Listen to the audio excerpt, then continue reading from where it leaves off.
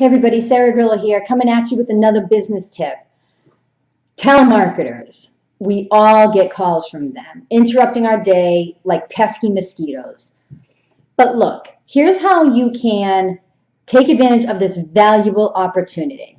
What many people don't realize about telemarketers is that these are people who build human relationships from scratch for a living. And what does that mean? Well, the telemarketers that are successful, you should see their Rolodexes, because in order for them to keep their jobs, this is, by the way, there's very high turnover with telemarketers.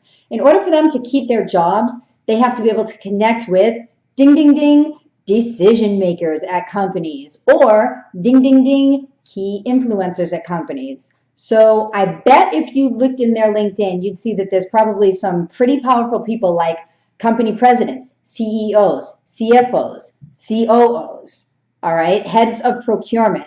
All of these are the people that you need to be able to connect with if you're a telemarketer. But you see, the average person doesn't realize that because nobody thinks past the annoying, being interrupted feeling that that happens when somebody calls you. So I'm going to give you a tip here. When a telemarketer calls you, this is what I do. If it's something that I'm not interested in, I politely decline and I explain why.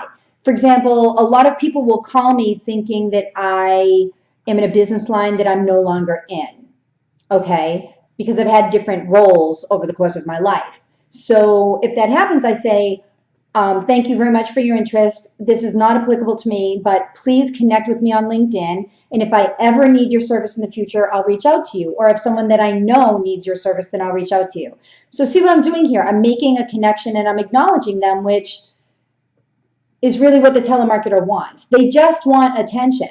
They don't call you up thinking that they're going to get the sale every single time. They're really calling to advertise themselves and their company. That's the point. So when you offer to connect on LinkedIn, they're going to connect with you. And by the way, after they connect with me, nobody ever calls me back.